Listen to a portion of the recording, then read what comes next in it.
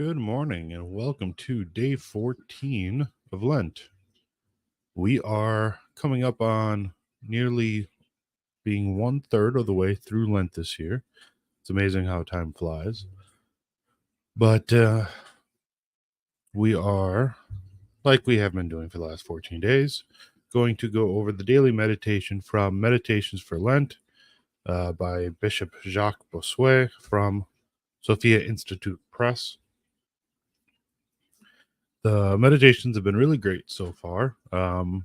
Honestly, some of them have been hard to hear. They've been, rather convicting, which is a good thing. But anyways, as I have done, these meditations go up on YouTube. I try to schedule them to premiere at 8 a.m. every day on YouTube. They also go up on Spiritus TV, usually shortly before that, and then they also release on audio podcasts. So lots of ways to listen to these meditations.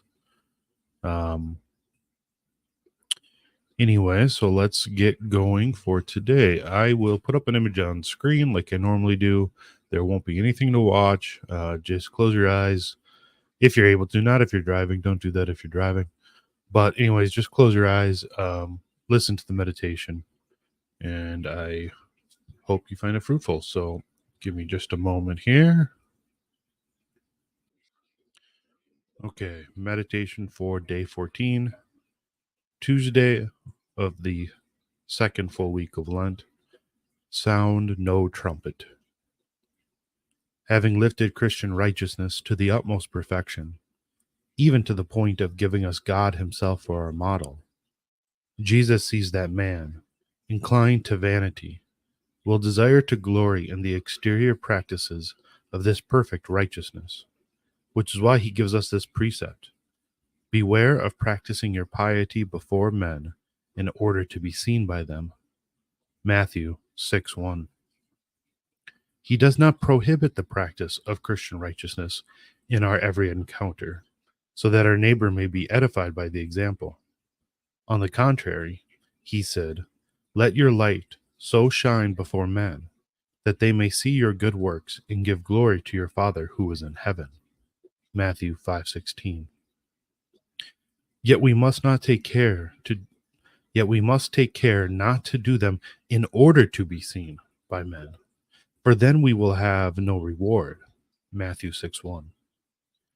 If you ask for glory from the men and women for whom you work, you should not expect from God anything but the punishment reserved for hypocrites.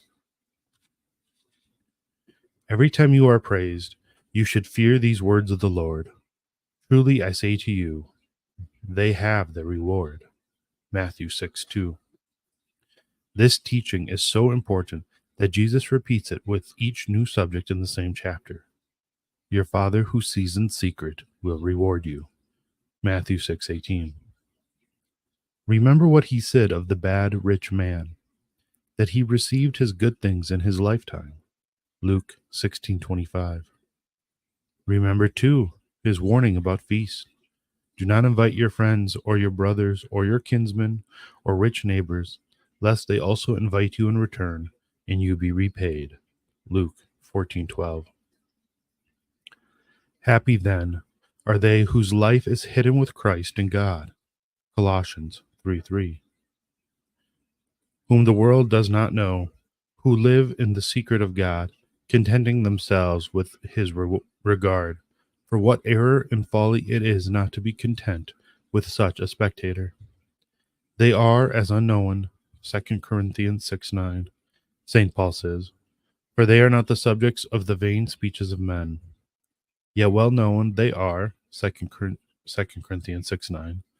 For God looks upon them much more than any person so much as thinks of them. Happy are they. If I were still pleasing men, said the same apostle, I should not be a servant of Christ. Galatians 1:10. We must, however, guard against a nonchalance that would lead us to neglect the exterior actions that edify our neighbor, as if saying, what is it to me what he thinks? We're equivalent to, What is it to me if he is scandalized? God forbid. In our exterior actions, we should edify our neighbor. All that we do should be well ordered, down to the very blinking of our eyes. Yet we ought to do everything naturally and without affectation, and we must let the glory be God's. Be on guard, too, lest you content yourself with exterior order alone, for God is also owed something to look upon in secret, which is a heart that seeks him. Do not let your left hand know what your right hand is doing. Matthew 6:3. Hide your almsgiving from your most intimate friends, and if possible, do not let the poor themselves know you. It would be best if you could even hide from yourself the good that you do. At least hide its merit from your eyes. Always believe that you do little, that you do nothing, that you are a useless servant. Always fear that your intention in your good works is not sufficiently pure and detached from the regard of the world. Do good without expecting a return. Occupy yourself so completely with the good work itself that you do not ever think about what will come to you from it. Leave everything to God's judgment, so that he alone sees you, while you hide from yourself. Sound no trumpet before you. Matthew 6:2. Like those who endlessly talk about what they do and say. They are themselves their own trumpet. So greatly do they fear not being seen by men. And that is the meditation for today. Another really good one. I liked how Bishop Bossuet in this one, he not only did he, of course, warn us of doing things in order to be seen, which, of course, obviously, um, is something we need to be mindful of. But he also was very careful to stop us from going too far in that direction. I think sometimes, especially in our day, we get told that so much. Or, for instance, this year around Ash Wednesday, I saw online people, Catholics, kind of complain about receiving ashes because because it's an exterior, it's like exterior righteousness, like that of the Pharisees.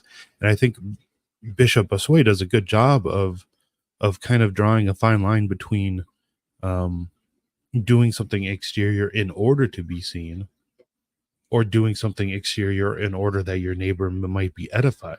And of course, if we were to go, say we we don't go to mass every week, or we don't really live a faithful Catholic life, but then go to and receive ashes on Wednesday just in order to be seen with ashes, that obviously would be wrong.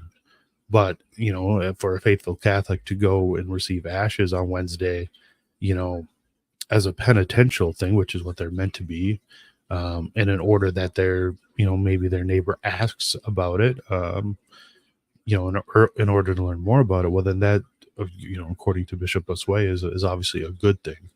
So there's a fine line there, and it's really all about our intention behind our exterior action. So I was um, I was glad to see him make that distinction, because if we keep that in mind, it stops us from really going too far in either direction. So, anyways, I hope you find the meditation for today fruitful.